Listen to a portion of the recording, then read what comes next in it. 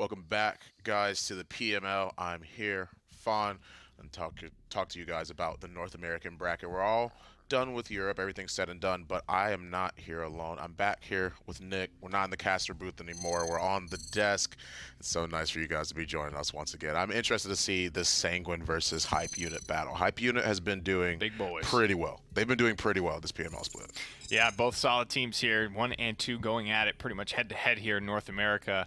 Once again, to kind of figure out who's going to be reigning as king. A lot of roster changes with both Europe and North America. So you look to these sort of second-round matchups where these teams meet each other for the second time in the phase as, all right, is this solid? Is this the way things are going to be for the remainder of this phase? Have these changes solidified or taken shape in any different type of way where they were initially?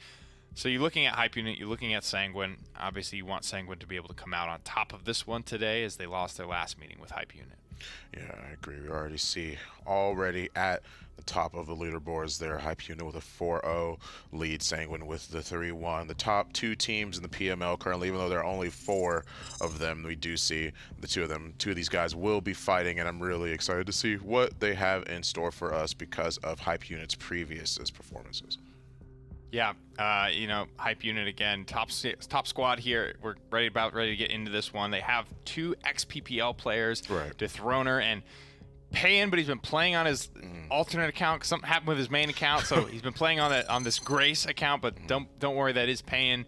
I think he still wants everyone to know that he is Payan. He still wants everyone to, have that brand equity, I guess, with the account. So looking forward to Hype Unit, absolutely. What can they bring to the table today? We're about to get into the map bans and start getting a real look at this set. And again, do not have the picks and bans for today's minor league, so we will be just throwing straight kind of down into the casters. But before we get there, got some map bans. Shattered Desert Timber Mill, followed by Frog Isle and Ascension Peak.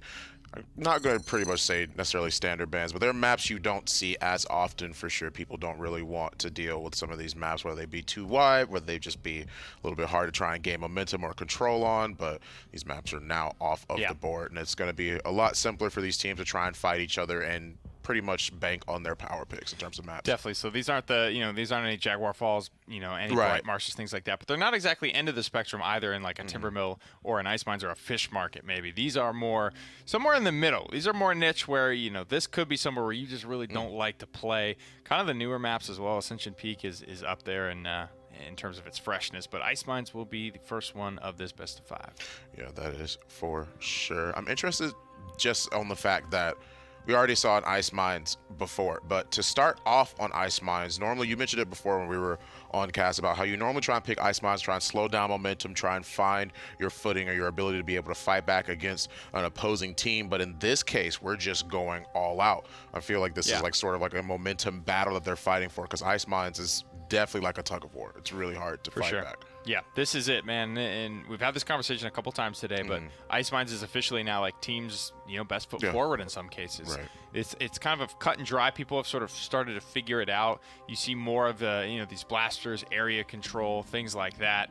Expect to see that Drogos, but expect to see him played in combustible, not like the worm jets we just saw in Bright Marsh. Right, exactly. You'll see probably a little bit of different picks here and there in terms of Ice Mines, but we are ready to throw it down to the casters. Once again, sorry for no picks and pans, guys, but take it away, you guys. Well, here we go into Ice Mines, and what I think will be one of the most interesting sets that we have today. Hype Unit and the Sanguine, myself, Gormizer, and standing right next to me is going to be Kresnik as we come through. I mean, this is an interesting map to start this kind of set on as well. Yeah, for sure. I mean, maybe the teams just want to make it grindy, or they just want to be able to grind them through the duster. Yeah, this is a bit of that grudge match, honestly, coming in, I feel. These teams definitely have a little bit of bad blood between them, so being able to set... Wait a minute. Hold the phone. Yeah, that's Stigma. Yeah, that is, I almost forgot that we were casting Stigma today. Kinessa on Ice Mines. Literally all I could think was I saw the Kinessa icon and I was like, what is going on? And then I saw Stigma and I'm like, right. I was looking at the Payan BK and I was thinking, oh, maybe it's kind of like a high sort of BM towards Neo, taking the BK away from him that early on ice. But BK is also good on ice, but Yeah, Stigma Kinessa still here, still going to apply a little bit of pressure, but just need to be able to get some picks while hiding from that sightline. And I guess this is kind of the biggest question when you look at it. Like, I mean, Victor obviously is going to be one of the primary targets in the cross window. The same thing for Grover. Does Kinessa bring a lot to shut them down? Is it really just going to be the damage, or is the grenade, the fact that, you know, Edgem can kind of play these angles differently, going to hurt Stigma more than help? I think it can hurt Stigma more. It really comes down to Stigma's going to punish when the team makes a mistake. That's really what it's going to be. It's going to be if they're careless, Stigma will do a lot. So, you know, he forces an R off the point. That is something. Any backline would have been able to do that. Now he's just going to be there to get that immediate burst on someone who overextends, but first one overextends going to be Neo, caught out by Edge there on the side, and Headhunter popped in very close range here by Stigma. And, well, maybe it gets a little bit too close there. Edgem's going to be able to get a grenade in and burn him down. That's a double kill here for the Victor as he's burned down all 3 members here. Pan finally picking up someone else as Hype Unit take control and maintain control of that objective. No deaths for them throughout the first half of this round, and now they get to start the downward slope that is the push. I do actually like the BK pick a little bit more now that I'm seeing it's into the Kinessa. They won't really be able to shove him quite as much, and I feel like that is a place that BK kind of falls apart in. Just getting walked at. You're laughing at the Grumpy Head taunt. I like the Grumpy Head taunt, but I feel like I've not seen it combined with this skin specifically, where you literally just become a snowman. The worst is Love King. With the Love Machine. Oh yeah. Okay, yeah, I can see that. That's nightmares. Inflame actually got used there by Sanguine. I think they wanted to just regain some ground, and Hype Unit smartly just disengaged. They're out, completely negating the usefulness of that. So they're going to come back in, starting with a barrage here. And a couple of, well, not really going to connect too much. No big damage thrown out there, but he's going to fire all 3, and that's going to open it up the door for Pan to come in, and he's dealing a lot of damage here to Neo. It's going to cause a lot of trouble. Poison going to take him down and cause a little bit more trouble in return. Hype Unit going to be locked away for right now. Edgem incredibly low in the backline. Dethroner taking a little bit too much damage. And between all of them, that's going to be the disengage. They might not even be able to make it out as clean as they want. A good wall from Dethroner gives them that space. I think that is a little bit on Pan. I think he crossed a distance that no one else can cross. He used the poppy, get over that gap. No one else can follow him there. He stays there. I don't think that's a bad play as long as you disengage at the end of it. He didn't disengage, stayed a little bit too long. Midnight means he doesn't know if his team's going to help him. Gets picked off really quick by Poison. And this is a great angle for Kinessa. Down this big alley. Dethroner has to use the wall early to save him. Steady aim almost immediately kills Edgem, but able to kite away smart enough. And bad health on Hype Unit, but they're going to go in with a what a good grab! Right out of the sky, Gore! I mean, just being able to set it up like that, that's served on a silver platter here is Tay going to get taken down. Pan tries to go in, does end up getting the ult off, but does not find anything for his trouble. Stigma pops him down, and it's right back into this nice wide open area for the Kinessa. Wherever you want to get aggressive, if it's onto the side here, which T-Mac is feeling the brunt of it, they've even wrapped around a little bit to kind of corral them into the mid-fight. And with 20 seconds left, a little under now, it's not looking too great for Hype Unit trying to get overtime. No one is anywhere nearby. And so this looks like a good stall and a good tie for Sanguine. Yeah, this is definitely going to be that classic Ice Mines 1-1. We almost went back to old Ice Mines when they were getting surrounded onto that midpoint. That's what the old Ice Mines zoning used to be. There was no other way out. You had to go through mid. Poison, trapped in the jail, going to be able to get out thanks to the reset there. Now, looking at ultimates here, Sanguine, they have the Inflame, they have the Dome Shield. They're close to Midnight. Hype Unit have more aggressive ultimates, though. I mean, they can use the Assert Dominance, Seismic Crash, maybe combo Assert Dominance and Barrage, make some room. If they can get in and end the fight before Midnight's up, I don't think Sanguine's going to be able to take anything aggressive on this. Yeah, it's going to be a lot of pressure. I think actually maybe even more pressure on the Stigma this time around to have that impactful fight right at the beginning, which, I mean, Edgem, he's 4-0. He's been showcasing he knows exactly what he needs to do. He's almost gone down so many times this game, but he's played the angles appropriately, and along with, like you said, the Seismic Crash, could potentially just set himself up for a clean sweep of kills. A lot of pressure on Sanguine to kind of perform as they approach the mid-fight. It's going to be really hard for Stigma, too, because think about Frogala, right? Ash just assert dominance across, ult into the window. Might be able to do that here, too. Looks almost uncontested on the left side. Stigma rattling a couple shots off on, but to mid, but slowing things down. Thornic just going to get cap time here. Edge still playing his cover well. Grover gets very low, but it's just super slow here. Barrage, though, they might be looking to engage something here. And that was beautiful. I love the fact that Edgem pulls it out, comes through, and Stigma ready on the shot and waits to make sure he comes through. You were looking for the barrage, but it's going to get melted down in the process. Now they're going to get aggressive, assert dominance on the side, trying to find a little bit. But Khan, he loves playing these corners just as much as Tay does and is looking for the right toss. Even if he doesn't get it, he's got his team right behind him. They're going to burn him down, and now it's going to be 42 and rising here for Sanguine on the point. Headhunter here used, though, so the retake might be a little easier for Hype Unit if they manage to get in. Tay so far off on this respawn, though. It's going to be tough for them to get in. Poison almost going down to the stickies from Payan, but they're able to get it. Great overpower, but saved by Payan. Still just a 1-for-1. Now Hype Unit might have a chance to touch this point. Doing whatever they can to throw her just around the corner. Here's the King Bomb going to be rolling up and rolling through. Looking for this. Kinessa going to be able to find the stun. A couple of bombs afterward. That melts down Stigma. Now the objective control is going to be shifting. There's only so much a Barry can do under this much duress. It's 99%, but stalled out here as Hype Unit restake their claim on the midpoint. That was a very bold King Bomb by Payan. Just kind of in the open, no one able to shoot at him. That's what you get when you have such inconsistent damage on Sanguine. Maybe not able to punish that kind of play. And Khan coming up here through the window, but I think the damage is too much. Yeah, Neo smartly shouting to back off.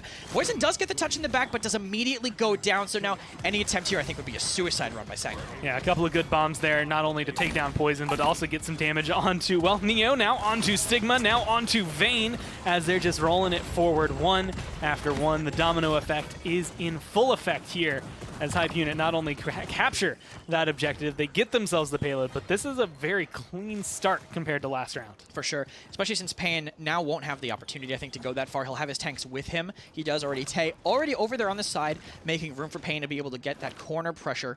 No one really able to contest him. And Edge here, too. This is a great spot for Victor, I feel. Decent sightline. He can also spam through that window all the way to the back. Hitting the grenade around the corner is going to be good. And Sanguine know it. They're going to inflame and Midnight to try to make room, but Dethroner completely stalls some momentum. I mean, very, very similar to the stall they were looking for last time. Trying to help out Poison as much as they can, and he's going to get that trade, gets rid of Edgem. But can he get back to his team or find another one? Nope. Going to get burned down. I guess he did everything he could in that kind of position, but it's only going to stall him out a little bit. I'm so glad we got Poison's POV on that. That was a very long time, but managed to get peeled for by the Grover there at the end. Edge does go down, so going to be a little bit of time before they have that consistent damage back up. And this is bad for Hype Unit that Stigma has this positioning again. Able to be on top, get this very long sightline. They're going to have to find a quick pick, and Seismic Crash on the ground might be it, but it looks like they managed to kite away Neo, just barely surviving. Picks all going towards Sanguine right now. Once you lose T-Mac, usually that's enough to seal the deal, although Dethroner kind of slipped through. They have eyes on him. They're chasing him down. Inara is not necessarily the most wily champion in the game. She doesn't move very fast, and admittedly puts him in an awkward position of getting staggered out. You can see his health bar incredibly low, and finally eliminated right there as they get eyes on the other four, kind of around the midpoint of the map, halfway through. And that's just time that they're burning down on the clock. I mean, you had said it last time, but this is looking much more like the 3-3 Ice Mines that we know because of the way Sanguine is very stalwart on their defenses. Yeah, and I don't think that was a bad play by Dethroner, by the way, going to the back. He actually, I don't think he was trying to back cap. I think he was just going to the closest place he could kill himself, which was the spawn door. He had to cross a very large distance because not many hits on this map. Look at this by Dethroner, though. He mounts into the backline, gets poisoned very, very low. Edge pinned down by Stigma, but Dethroner's still in the middle of them, causing all this havoc. And almost being able to find the kill onto the Maeve. Going to have some healing come up there. It's going to be a little bit more troublesome overall to try and eliminate that. Poison, though, is incredibly low. A couple of bombs connecting. T-Mac Payan pick up the first 2 kills, and right now that's going to lead the rollover for Hype Unit as they go into overtime. The staggered timing is really rough. Neo missing overpower as well. Takes a big equalizer out of the fight. Shout used as well, so they could pressure him if they want to. Tay dropping to the ground, double stacking the point, but Neo finds a hole into the backline. Well, right now, it's not a big enough of a hole. He's going to get melted behind his shield. Wall up from Dethroner as he's trying to hold through, but here comes the King Bomb, looking to just get rid of one barrack. He gets knocked back too far. You don't even need the King Bomb, even with Edgem, Payan, Tay all going down.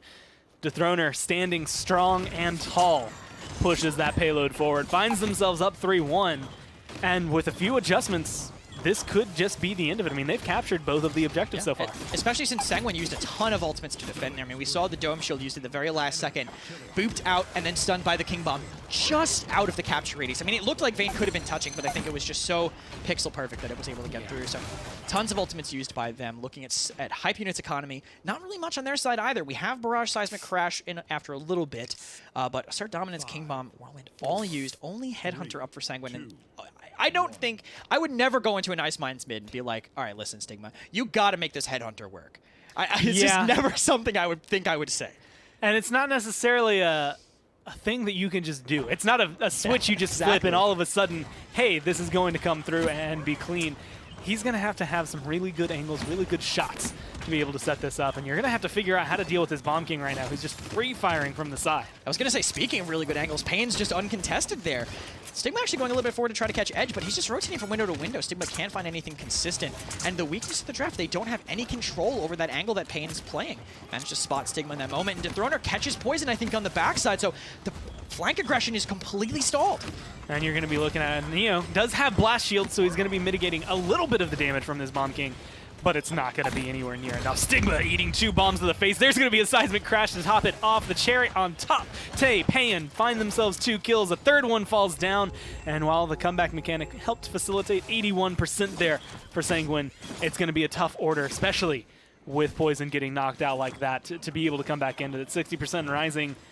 What do they do? I mean, Poison was their best touch potential, and he's just basically zoned out now. Also, Vayne dying so late makes it even worse. Honestly, that wall just in the middle of everything might just be worth it. I mean, 9 lives spent, not close enough to the point. Crippled does manage to touch it thanks to the speed boost after the Prowl, but I mean, Vayne's going to have to just throw himself away to do it. I mean, he's trying to. He's going to be able to touch down at least and actually garnish a little bit of that objective. There's going to be an overpower trying to hold on and throw off, but it's not going to get rid of this Bomb King. Vayne, Neo go down. You lose your tanks, and you end up losing the map. Hype unit again standing tall right in the middle is Dethroner and doing everything and more that you needed out of your tank.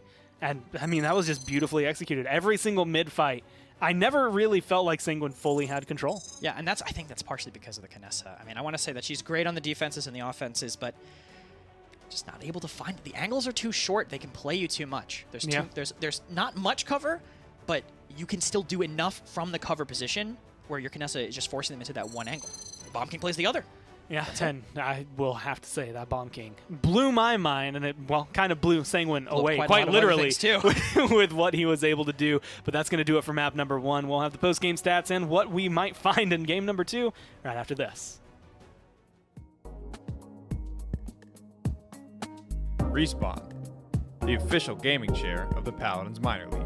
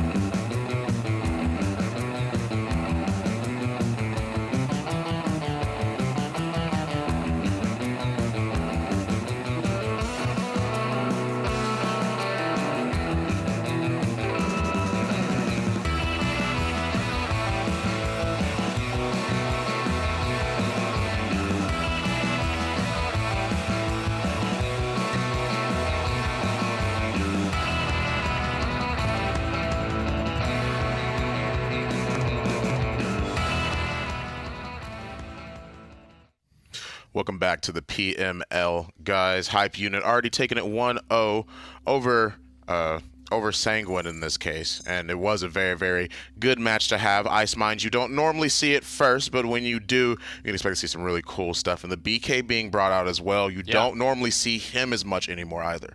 Love to see that character, man. I think he still has his moments here, as well as on Jaguar Falls. The character can be pretty nuts. I think still doing what he's always done well, and especially when piloted by an ex-PPL powerhouse in the Blaster realm, Mr. Payan, super strong on this character, and I think he highlights the strengths very nicely. In combination with Stigma running Kinessa, which is a very Stigma thing to do, albeit.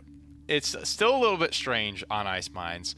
It's still not the norm by any means. It's definitely a niche pick for this guy. He just loves the character.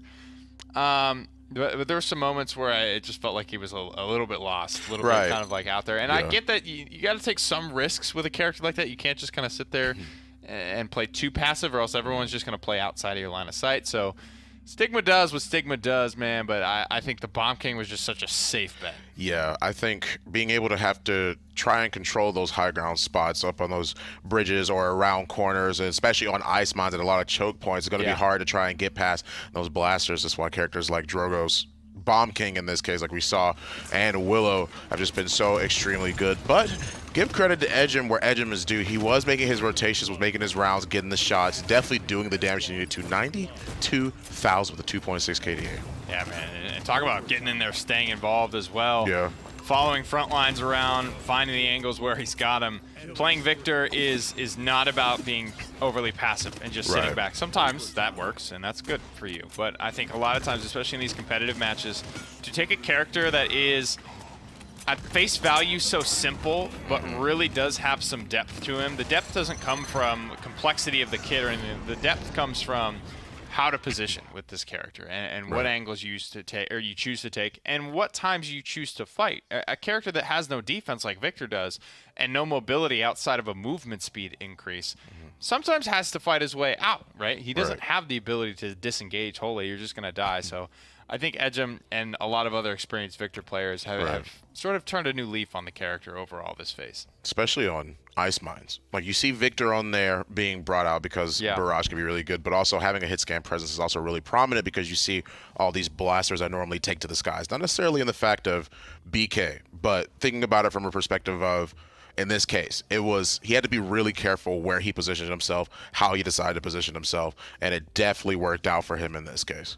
Yeah, man, it's been a fun ride to watch these guys evolve and take new characters out into the realm. Stone Keep will be up next. Ice Mines is done and dusted. 4-1 there for Hype Unit. Looking pretty solid. This was a very, very close set. It was a 3-2 in favor of Hype Unit last time these teams met. And this time around, again, we're really just trying to see, have these rosters solidified anymore? Has the balance of power shifted heavily one way or the other further into Hype Unit's favor? Or have Sanguine found some way, some magic bullet to be able to take these guys down? Or will it just be another, very, very close 5-game marathon set? Yeah, I mean, in this case, we have to see who it is that, well, we won't be able to see, but we will in game in the fact of who they decide to opt to go for on Stone Keep's side. They could go for the BK again. We have seen him be able to control Heaven, have been able to see him control Keep. So if they want to stick with him, they could. Definitely see Leon, we see Khan, we see all sorts of people come out on Stone Keep. And like you said, it's up to whether Sanguine actually wants to be able to try and make this comeback or not. But we're going to throw it down to the casters to get us right into game 2. Well, Hype Unit right now still in the lead, and a pretty convincing lead, I would say, for Ice Mines. But as Nick has said, and as we've seen with a few other maps, just because you know one doesn't mean you know them all. So Stone Keep maybe will be more of a heat check since it's a little more temperamental. Yeah, also, I don't know if I ever have faith in Hype. I have faith in them to win games. I don't have faith in them to 3-0 games. So I think until the last map, everything's a question mark to me. Hype Unit have had so many 3-2s throughout. And interesting talent choice, actually. Slugshot on the Ashe. Well, I want to jump into that, but I got to jump into the thing that stands out the most to me first. Stigma is known for bringing out snipers on maps. Snipers haven't necessarily been big on Kanessa, on Brian Marsh. Strix now, this used to be a map for snipers, but we haven't seen him in a hot minute. How does he fare in the current age on Stone Keep? This is similar to what we saw in EU. I mean, just controlling this fire platform, and unlike what was happening in EU, they're playing with him. So they're able to kind of bait them into the silence. If they want to do anything to anybody on Sanguine, they have to peek Stigma. So I think it's a pretty good way to play it, but they're giving up point control for this. Now here's an auxiliary question, I guess, to that. You have to contest Stigma. Does Slugshot help you with that? Like being able to say, okay, I might not be able to find the blast damage, but I can stand a little further back and blast you specifically. It could just be specific also to playing into the triple DPS. The Drogo, Strix, and Leon, being able to just get those squishies a little more consistently. Actually, look at this flank by Pain too, but gets forced out by that. Great control by them, and if they're getting surrounded, if they're getting pressured like this on triple DPS, this is going to be the weakness of that composition. And right now they can't find pretty much anywhere to go. A couple of good rockets from Neo, though, is going to start this one off right and keep them rolling forward. All they have to do is maintain and find a way to find some control, because it's 18-84. They're going to be able to come in. Dethroner looking a little bit worse for wear right now. But everyone, save for, well, one member on Hype Unit, making it out alive, making it out safe. They still have the ability to retake. Interesting flash by Stigma, too. I don't know if I was able to find anything. They're all kind of disengaging. Good movement by Dethroner, too, to get away from there. Commander's grabbing down from the side edge, pressuring Stigma, and now he's marked so that Maeve can be able to find him, and find him he does, so quick turn for Hype Unit. All they're doing, everything they have in their power. There's going to be a Dragon Punch. Neo finds him in the air. Tay goes down. Pan goes down. And that 96% is looking like it might convert a little bit more. A nice shot, a nice couple of shots here. Get rid of Dethroner through time and space. Not going to connect here. T-Mac doing anything and everything in his power, but he's only a lonely Genos. You can't do everything. And with Edgem going down, T-Mac going down, no one's there to touch. Sanguine take the point. Conceptually, this is a great draft for Sanguine, too. I mean, I don't think triple DPS is that bad on this map, and having Neo, Poison, and Stigma as DPSs on one team for NA PML, that's scary. That has to be one of the most frightening lineups you could have listed for that to work. Yeah, across the board, such great players, such strong mechanical skill, too, on top of, I think, you making pretty good decisions in game, but we're going to have to see if they can play it right, because while it is a kind of mechanical skill-heavy composition, you still have to be able to play defensive and be patient enough to make it work, and patience seems to be paying off right now with an early pick onto Tay and probably a second onto Pan right away. So I want to ask, as we're looking at it, right now Neo has been going insane. This is a guy who has a phenomenal Drogos, and we've seen it several times. Yeah. And there's not really a whole lot on Hype Unit to deal with him. I mean, technically, you've got the hit scan and Khan, you've got hit scan and Genos that can poke him out. But the only person who I think can regularly kill him is the Tyra, and she's been getting bullied this game by the Strix. Is that kind of helping facilitate this performance we're seeing? Partially, but I mean, also, you gotta remember, this is also a map you can play Drogos into his counters. True. You don't have to have that for it. Inflame coming in quick, but blocked it by the Assert Dominance. Quick turn by Tay, too. So Inflame means great defensive push by Hype Unit to start. And at least trying to, again, stabilize and hold on to whatever they can, anything they can. But this Drogos is just such a nuisance. One more shot's all it's going to take. Tay does manage to take him out.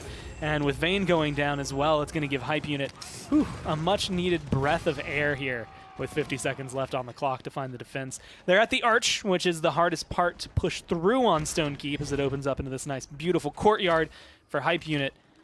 But it's not undoable, especially with this kind of lineup. I mean, this composition can very easily break through. They have to find that first pick onto a tank, though, and they have to be able to, I think a surround from the kind of balcony side would be what they need. Unfortunate miss from T-Mac there, barely dodging it, the Leon is, and Overpowered does get found by Dethroner, though, so this defense is looking pretty good potentially for them. I thought he hit the Drogos. I thought that was an amazing save by Neo. I was actually about to freak out. Good thing I waited 1 second for that one. It's not going to save anything here for Sanguine, unfortunately for them. That's 3 members down. They found the picks they needed, the kills they wanted. They had to use an Overpower and a through time and space, and extended wise and assert dominance to get all of that in their favor, whereas Sanguine, not quite sure the numbers here. We're going to see a 90% for the Inflame on the Furia, but 100% on all of the other 4. And so you find yourselves the defenses you needed. You find what you wanted to stall out, but you only have the Midnight, you only have the Crossfire. Is that enough to feel dominant in the next point fight? Depends on how quickly your Tyra, I think, can find a mark, because that Midnight, they really don't have a good way to cleanse it. They don't have a scout to give everybody on the team that vision, and if they want to use the ultimate that gives them the CC immunity to cleanse the Midnight right away, I mean, that's, you know, Enlightenment out, Dragon Punch out, Inflame out. That's a lot of resources being spent just to get through that. And wow, I just hit triple Wrecker also by Sanguine. They're really looking to focus these tanks down. So Quadra Wrecker. Oh, they've got 4 of them picked up there. Neo, Vayne, Stigma, and Poison. A couple of tier 1s, a couple of tier 2s. And that's, yeah, it's going to hit Ash a little bit. But that's anti-con tank. That's anti-Dethroner. That's anti-Dethroner tech. Yeah, and that makes sense. I mean, triple DPS, especially with him having to point tank, you know? If you apply that pressure, you know, Khan already kind of struggles in that position, so just applying even more to him is going to be huge, and pressure being applied with this Midnight, too. It found what it needed to. Ultra Throner doesn't care what you're trying to apply to him. He's applying it to you. That's 2 kills picked up by the point tank here for Hype Unit as he's continuing his aggression. 24% for them as they go for the zone. Midnight was just enough to get the pick. They got the flashbang. They got the Inflame. And Dragon Punch is a good way to reopen the door, but it's not a guarantee that you're going to be able to come back and take this over. So we're going to have to see what Neo does with it as he's throwing it to the wind. And as of right now, it's just a reposition. It actually managed to bait out the Assert Dominance, but he might trade his life for it, and he does. So now strong high ground positioning from Hype Unit. Great poking by Tay onto Stigma, too. We talked about this slug shot, being able to find that zone. And now Sanguine have control of the point, but the numbers are all in Hype Unit's favor. I mean, a couple of good snipes here from Stigma. are equalizing health bars. It's not necessarily equalizing control. 78% to 36. Sanguine still standing on the point. Crossfire finally comes out, and Vayne is just going to get melted. Payan finds the kill, but it's going to be 2 clean kills. Tay edge him off the board. Khan trying to do whatever he can, but again, Dethroner, they have the tech to get against you. And yeah, shield won't stand long. His health bar won't stand long thereafter. And even though they're still in control, or at least in terms of the objective control, they have almost completely lost any ground they had to stand on. Poison losing that 1v1 is going to be huge here too. Edge coming in to touch on the side. Tay going down is pretty big, especially since Neo just got another Dragon Punch. Probably going to come in for Dethroner. Can they find the kills? No! Sanguine still turning it. Pain looking great right now, but the Inflame's going to make it very hard for Hyperion to flip this. I mean, this has been going back and forth, 99 to 93. A couple more shots is all it's going to take. They get rid of Baller State. They get rid of Stigma. Poison does find Pan. It's the 1v1. Genos doing everything he can. He's got some backup, though. Even though he loses that fight, Poison goes down because Tay is here, and we're back to the good old tank 1v1. Neo's respawned. Everybody is making sure to get their name in this one. The 99 to 99 overtime, doing anything and everything they can. Dethroner's shield's gone, his health bar's gone. Tay doing whatever he can to stay here, but is it enough to keep holding on? It might be able to. Edge is putting on so much damage. Wow. None of the other tanks can stay there. What a crazy play by Payan and T-Mac in that initial fight to get that extension. And then the tanks coming back in. I was going to say it might come down to the Assert dominance. He was getting so much ult charge, but we can calm down. Things are settling. 2-1. I'm not calming down. Okay, you can. I might calm down. I was getting a little bit. I had an energy drink before this. I might need to get it out of my system. That might have done it actually, but Jeez. Payan here on the right side. He's gonna get some flank pressure, flank control. They need to find a quick surround into them. They can't let themselves get wrapped by this triple DPS because that's where it thrives. Now, I'm going to hit a big old pause. They've got a little bit of ground. They're about 50% pushed with 2 minutes left. They're coming up on the archway, so that usually means we have a little bit of time. We'll see if I stand corrected on that or not. Maeve and Genos. Yes. That's what held right there. I mean, it was those moments, those trades.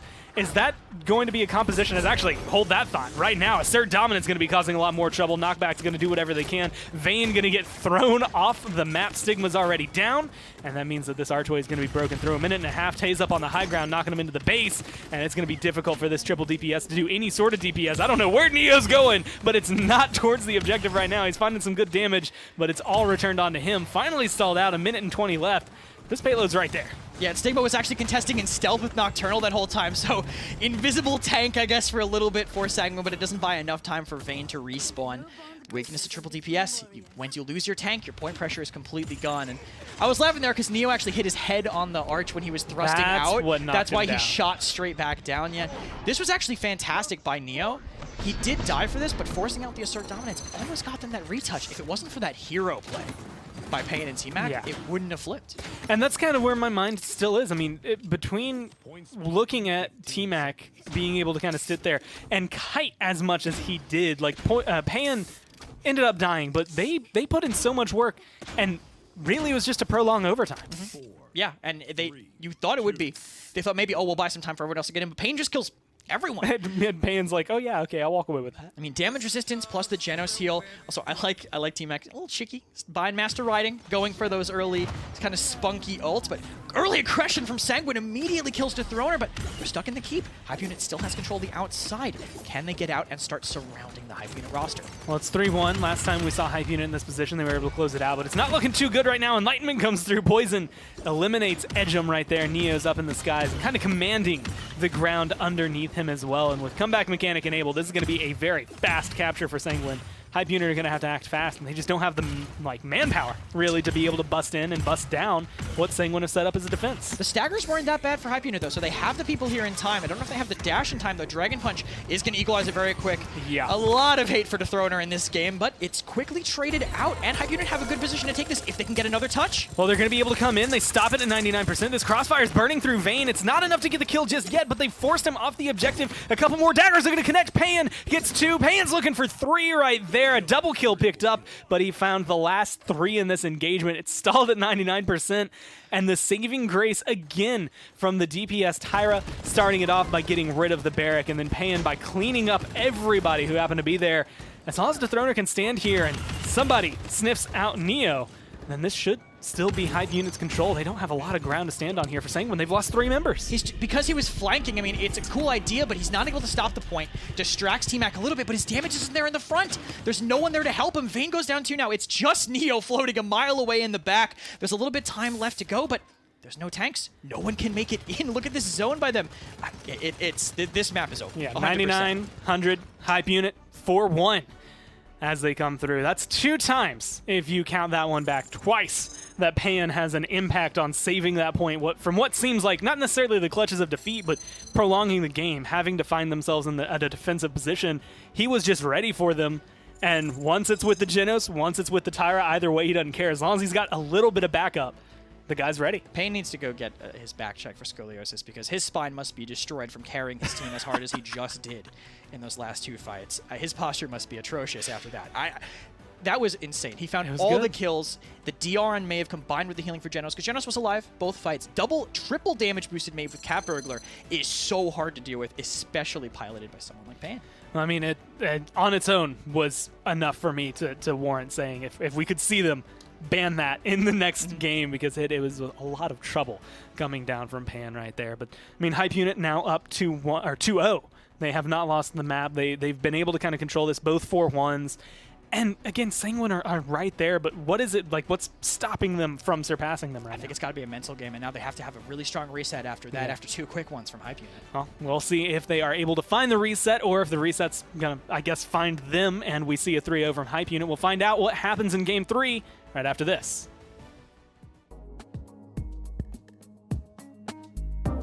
Alienware, the official PC provider of the Paladins Minor League.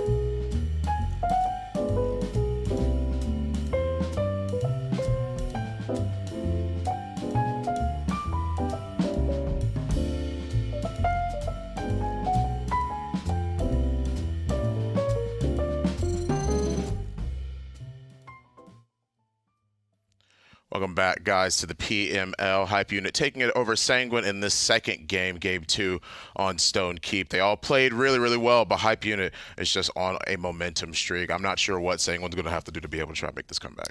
Yeah, it's going to be tough. They'll have another map selection here to try and bounce back. But now momentum is really coming into the equation of this set. I mean, there's so much going for hype unit. It feels like they kind of have Sanguine figured out a little bit, maybe up against the ropes. This sniper is now not worked for them 2 times in a row. Right.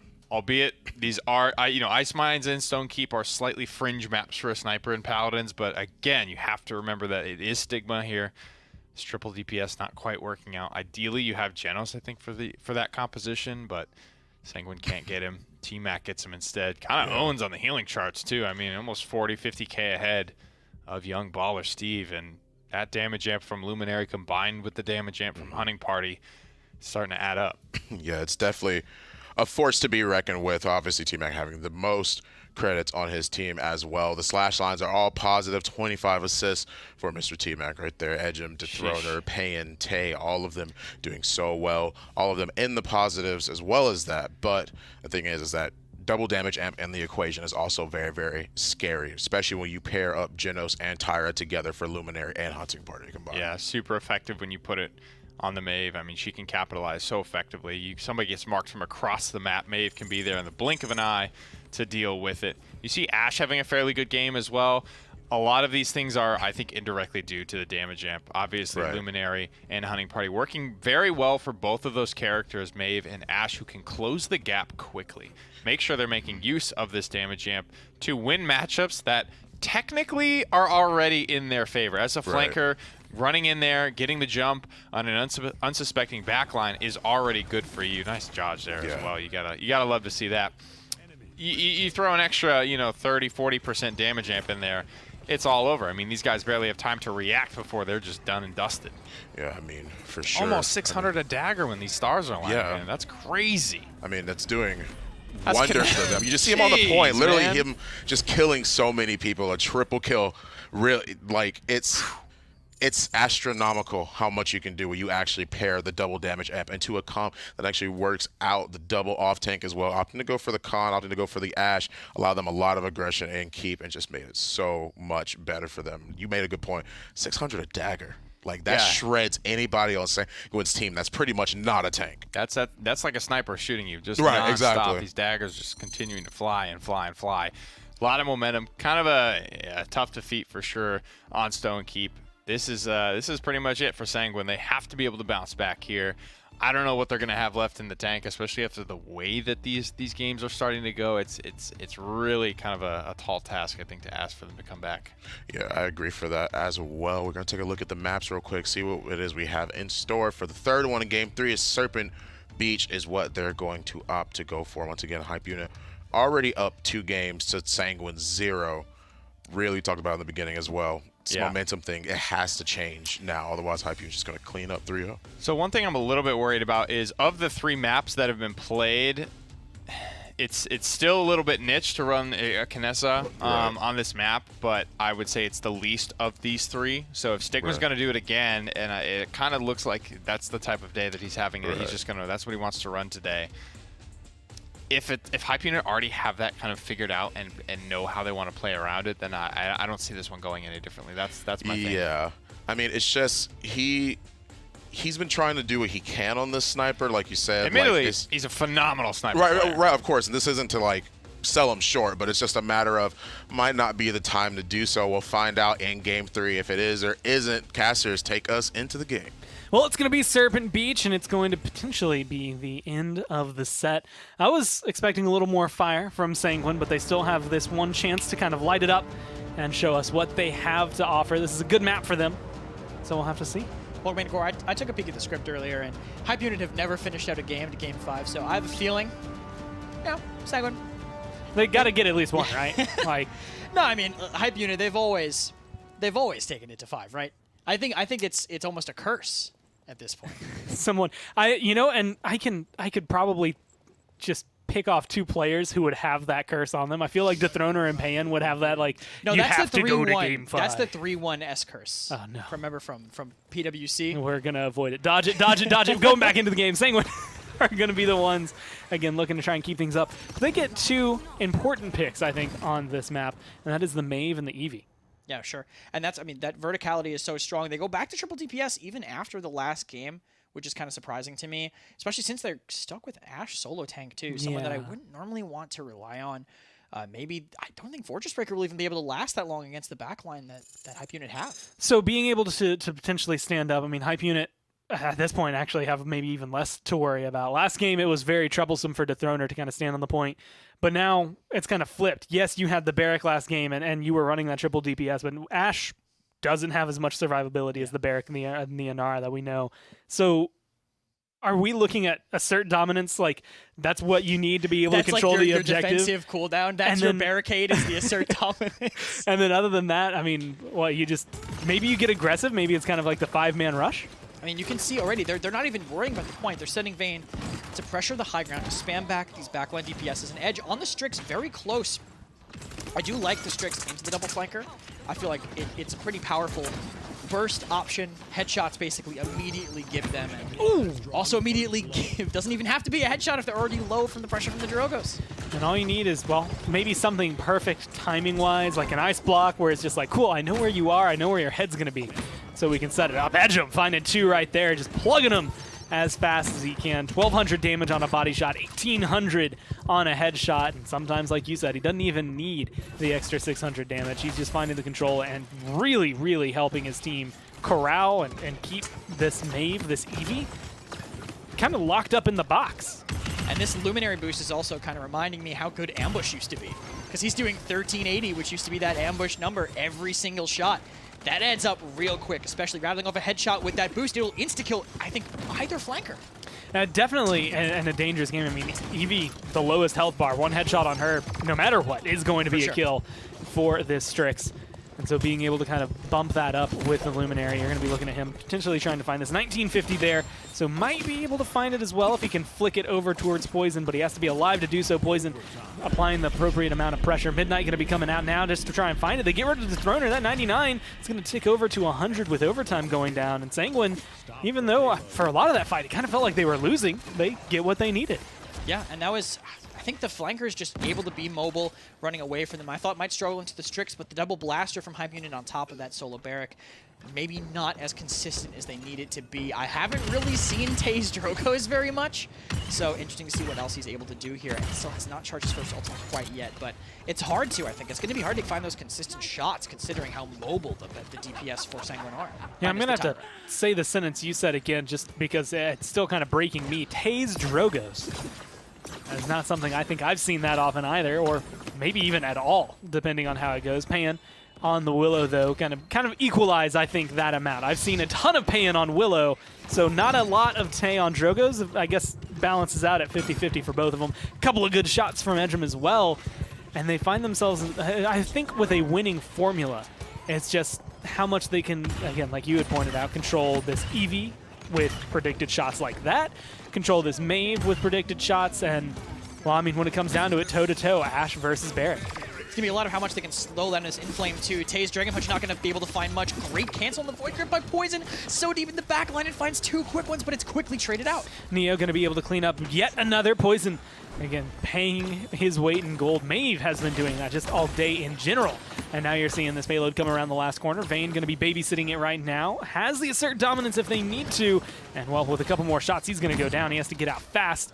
And does manage to escape with his life. Prolonged the game, 50 seconds left.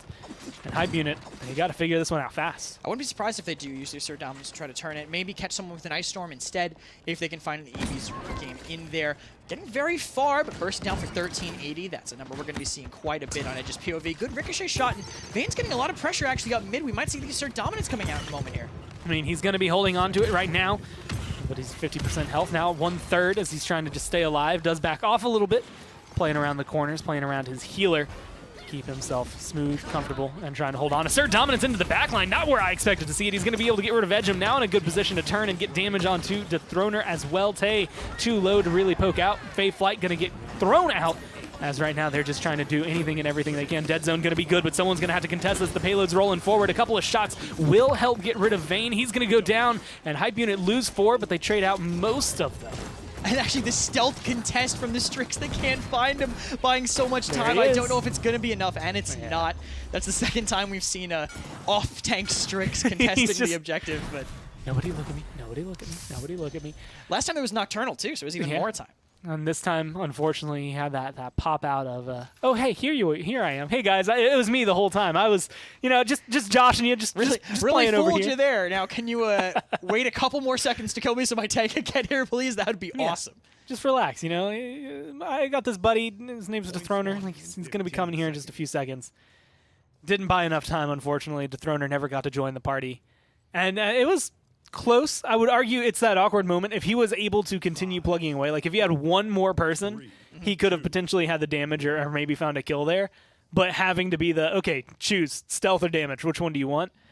He had to choose the stealth. He had to get the contest up. And Poison actually buying Illuminate, so that's not going to happen again. At least not in this situation. And Tay was actually 0-4 too, so they definitely are going to need Tay to find a little bit more. But a quick air shot into a mid-air body shot by the Strix onto Neo. Takes him out immediately. Quickly equalized, so 4v4, but both tanks are still alive to find objective pressure if they need to. And the biggest thing I'm going to be looking at, no assert dominance this time around, and I expect that to play a role. Hey, I don't know where you're trying to charge that, but no one is going to let you come through. Your credit card has been maxed out. You have been burned down. And he gets eliminated. Does maintain the Dragon Punch because he didn't actually get to fly around with it. So at least he still has it, but they are going to have to do a lot to fight back the control. I mean, already dismounted, does have Worm Jets, can fly back over, and has a pretty good line of sight here onto Vayne if he wants to go for it. This time with the appropriate amount of cover.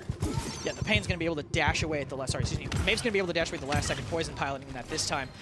Able to stay alive above the point, but the Tyra hit scan pressure is going to make it really tough for him. Hypeunit do have control of the point, playing on top of their Strix right now. This is a good position by him, but you can see Sanguine getting closer, waiting to strike. They have so much mobility, they can make a move at any moment.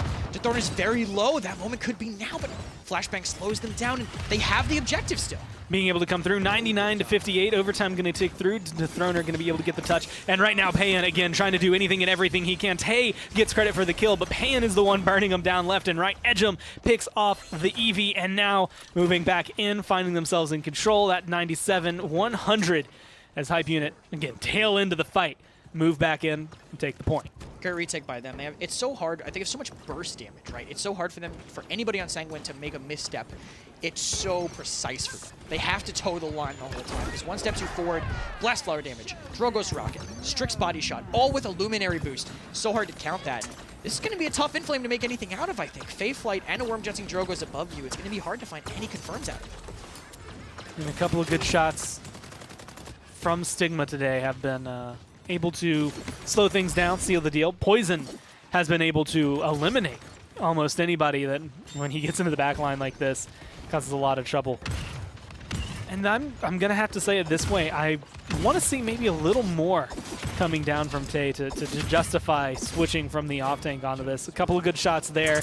Good control, but you know, going from, I want to say, Neo's Drogos to Tay's Drogos has definitely been a jump. I think the play for them might have been, and this might be just because when I was an off-tank player, this was the flex I would have made. I think Willow's a better fit for an off-tank. I feel like any backline is kind of easier to set the pace for someone going to play off-tank. I think you have a good idea of how you want to play that. So I think playing Drogos is an interesting switch. I feel like that's more of a specialized character nowadays compared to the Willow. Definitely so. And honestly, with the way things have been going, I'm looking at him as potentially the kind of the mood setter. I mean, when it comes down to it, Fey Flight on its own can save games, can reset games if you get a good one, but Dragon Punch is very much the same, and a good Dragon Punch where you get in, you get the kill, you get out, maybe you find a double right afterward as well, sets you up for better potential. But as of right now, it's going to be some stalls. Poison does go down, notably, like you said, Illuminate, now Illuminate 2, as well as Neo picking up some Illuminate. Going to use the Dragon Punch, reposition, get back in, maintains 30%. And now they're looking to push under Catwalk, come around this last corner, and potentially find themselves a conversion. This is a great spot for Tay, too. Able to put on a lot, might be able to climb over that side and just keep spamming into the spawn, but Poison's going to be diving him in the back, now kiting away, but the surround, I think if Hypeunit could just force this on the right side right now and kill the things on point instead, they won't have any way to stop it. That's exactly what they're doing. Neo has to ice block on the point, so he's going to go down right away, too. I mean, a couple of good shots there. That's already 2 clean kills. Vayne going to be able to live here for a second, but that dead zone's coming up. 1 second left, and there it's going to be dropped. It's going to be a little more difficult for Ash to maintain this. Assert Dominance is available, but is it worthwhile to try and throw out a couple more shots? All you need is a little bit more damage, but Vayne has still been living through all this, and in the meantime, Hypeunit is just getting killed left and right. They finally find Pan at the end, and that's going to be a defense for Sanguine. That was a little bit on the back of Pain, not confirming all the shots onto Vayne that he needed to. Vayne's so consistently low. The dead zone slightly clipped the wall, so Vayne was able to hide in the corner from it, get healed back up by his Furia. Unfortunate for them. I liked the concept of shoving it, but they took too long to kill Vayne. So Poison being behind them, being in that backline, ended up being a massive factor. 2 quick ones for him, completely flipping that fight. Against Hypeunit, even though I feel like they made the right move, they just didn't find the shots they needed to make it work. Is that awkward moment specifically here for Payan? I mean, you watching him, run through the line. He's 11-4-7. He's top damage in the game.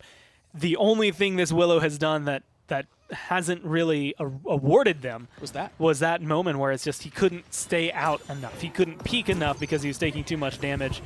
And unfortunately, that does let Vayne get away with what feels like murder in that case. But now they have comeback mechanic enabled once again. A little bit longer range this time for Edgem, not playing it as aggressive, which might stall out some of these flanks. Way more passive start. He needs to be over there to help heal for Tay. Midnight's going to make it really easy for Tay to go down, but Neo actually, they're missing the mid-air shots onto Tay. He's still kiting there on the outside. Both flanks are distracted with him, so they might be able to actually make something out of this, and Stigma going down on the flip is going to be that. They just could not find the shots onto Tay. Well, Fey Flight's going to come through. The shots are going to be good. Baller Steve is the target right now, but you're going to have to connect him. One more should do it, and that's going to be the shot that he finds. Pan gets rid of one, looking for two, maybe three, as they need to do something about this objective. It's at 93% for Sanguine. They are 7% away from being able to win this. A nice snipe from T-Mac, gets rid of the tank, opens up this point and allows them to move in. They have to wait for the fire to die down, but they are setting the flame under Sanguine to try and keep them heated up. As Hype Unit, at this point, are just trying to stay alive. Yeah, and that Tyra is actually buying them so much objective pressure, I think, for Sanguine. The Tyra plus the Ashe. Ashe definitely the worst point tank of the two, but Damage Mark plus Firebomb is very hard for Barrack to deal with, I feel. Yeah. Now they're using the Inflame to try to retake this. They want to be able to win this game right now, and Illuminate means Edge cannot hide from Poison. Tay quickly trading up for Stigma, but Poison cannot stop finding these kills. I mean, Dethroner just barely staying alive right now. The shots are going to be good. It's going to be a trade 3 for 3 when it comes down to it, but Vayne, the last one still standing tank-wise on the objective. Good shots on the baller Steve. Poison goes down, and Vayne had to evacuate. No assert dominance means no way to really fight back into this. Pan's going to get aggressive onto him, and this is looking like a good fight for Hype Unit. They capture the objective, they stay alive in the game, and now it reads 3-2. Payne and T-Mac could single-handedly beat the Golden State Warriors. They're just them two. There's no fight they can't take at this point. They're just constantly winning these fights alone. Payne playing these characters that have these bursts of survivability with the damage reduction, T-Mac finding damage, and Payne getting the boost from the Luminary as well. It's so hard for them to lose these fights. I don't think I've seen them lose a 2vx yet. It's that when I think it's both. Not only them being able to work together and the champions interacting the way you just described, but there's also that like adrenaline surge when they're the last two. And I feel like Pan's done it so much now that it's like the first time it was like this huge boost, like he's getting up out of his chair, he's screaming afterward, he's excited. Now he's just like, yeah, just another day. It's another 2v5. Wake up in the morning. Wake up in the morning. Opponents, when I make my coffee, I have to beat 12 ninjas that descend from my roof. So, Really close boop there by Vayne, actually. Barely catching Dethroner on the rock, but he lives in Tay, finding Neo and Stigma. Cart's not moving, but it's going to start really soon with all these deaths. They can actually stagger Vayne here, too, if Dethroner finds the body block. I'm going to be able to get him out just a little bit further behind, about 5 seconds, 6 seconds there behind the Maeve. But that's going to allow them to clear this last corner. They have a minute left on the clock. They have a couple of ults available as well. Dome Shield is one, I think, to keep your eye on. But also this through time and space, which has been able to find a couple of eliminations. A lot of good damage. It's going to come down to how they play it, where they angle it, and how they go for it. Crossfire popped. They're looking to try and burn down the Drogos, but not going to be able to find the kill. Just barely not able to find him. And Stigma really low, dying to Payne as well up top. And they're going to catch Neo here, most likely very low, but does get away. This first pick, though, if they can stay alive, if they can ignore Poison in the backline, find an opening, they can make this easy again. Actually, Poison ran away too, so they need to focus on the point here, I think. Dragon Punch is available. You need to get rid of Vayne quick. That's a good way to do it, but Edgem has gone down, so you have a little bit more pressure on the other two DPS members here for Hype Unit. Well, now the only other one, Pan, left alive. Honestly, at this point, lose Dethroner. The two of you have done more work than the team has. So see what you can do if they end up dropping down. About 10 seconds left. They're going to need to start finding kills soon. Yeah, Pan getting Poison and Neo going down as well right after that. That's the kills they needed soon. And Vayne's kind of zoned out. Now he has no bash, so if they decide to dive now, he won't have that battering ram DR to keep him alive. Oh, he got it! Throws himself in for it. His tank's not close, though, so maybe they have to do the stealth touch now, Gore. I mean, they're going to be going for it. Edgem does stealth. He walks in, takes a little bit too much damage. Faithlight going to be popped. Drogos and Willow flying around. Pan, the one picking up the kills, though, going to find two. Dethroner is back to be able to supplant himself, keep this overtime going, and without having to use the Dome Shield right now, it's still moving forward. Ice Block from Eevee does stall it out. It's trying to prolong this as long as they can. She's soaring around, but does finally watch as some of her teammates are going around. Neo takes his life. Vayne is left here as Pan is looking for him as they just try to find it. They need a little bit more damage. They get rid of Poison on the side. They push the payload in. They keep themselves in this 3-3. The Edge's positioning was just so critical there. Being up in that Oasis area, they just couldn't deal with them. And Strix uncontested burning through those squishies is really hard. Neo having a rough go of it, 7 and 13. Maybe not used to that EV again. And I actually wanted to gloss something you said before. So if Vayne and Pain were a duo, would it be Vayne or Pain? Oh, Pain. Pain is Pain way easily? cooler. Okay. I just had to make sure because I'm glad that my flub could result in that conversation. If Pan and Vayne ever end up on the same team, they're definitely bringing the Pain duo. Yeah. T-Mac, though, on a 19 streak, I believe at 35 assists. Pan, 22 eliminations as of right now. Yeah, 22 and 6 there. The 3-4 and 35 for the support.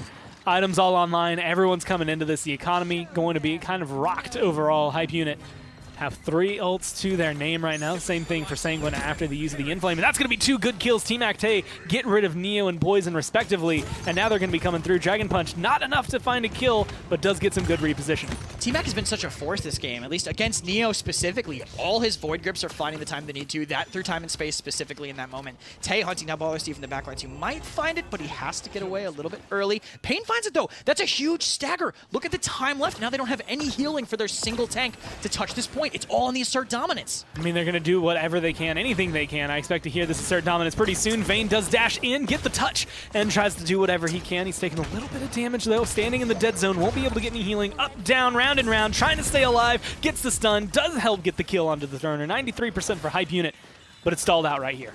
And they have a chance to retouch. I mean, no fast cap, no comeback mechanic for Sanguine. Means that there's plenty of time. It's going to be hard for the Turner to get back in, though. He was the last kill that Dome Shield tried to buy a little bit of time. They're going to have Faith Light. They're going to have Flashbang. A couple different ways to engage this, and only Ice Storm up for Sanguine. Pan's close enough. He can get the cooldown for the Flutter back in time if they can spam the point enough. And with Faith Light, well, right there, he's going to be able to, well, potentially make a repeat of what he did last round. Does go forward, does pop the ult, and tries to find the angle. Not finding as much damage at the beginning, though, so he does need a little bit more on the tail end. Vayne goes down, and so does Neo, though. The 2 that could contest this point the most, 96% here for Hype Unit. They just have to move in, and so far with 3 kills, they have exactly what they need to do so. Stigma's trying to stay alive, and he does so, but at the cost of the objective. Hype Unit finally find themselves not going to Game 5. They don't lose this one. They fight back from the brink of defeat, and they win this set 3-0. This phase isn't because of Hype Unit winning. I mean, I'm shocked that they did not win at 3-2. Edge just hit a crazy double ricochet flare on the right side of the map at the last. I couldn't speak. I'm so glad you didn't give it to me there, because I would have just been like. He shot it into the back right, the right entrance to the dial. It bounced off the wall, bounced off the back wall, and then hit someone around the corner in dial. Now here's the better question: intended, or did it just happen to work out for him? Edge will say it was intended, but we'll never know the truth. We'll watch it back 30 times to see whether or not it was an intended shot. Like if it's one of those like I just threw my arm off to the side and it happened to hit, then, well, we know the truth. But hey, they come through. They do solidify themselves a victory. Hype Unit kind of, I want to say, making the stand right here to say, like, we are the team to beat. Yeah. And they haven't been able to really have that dominant stance yet. I must have read the wrong script. Yeah, no, that was 2 weeks ago. Oh, that's right.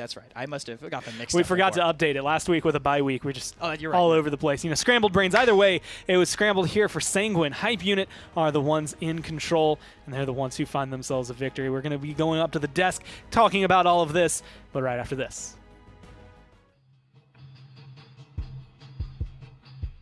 SteelSeries, the official peripheral provider of the Paladins minor league.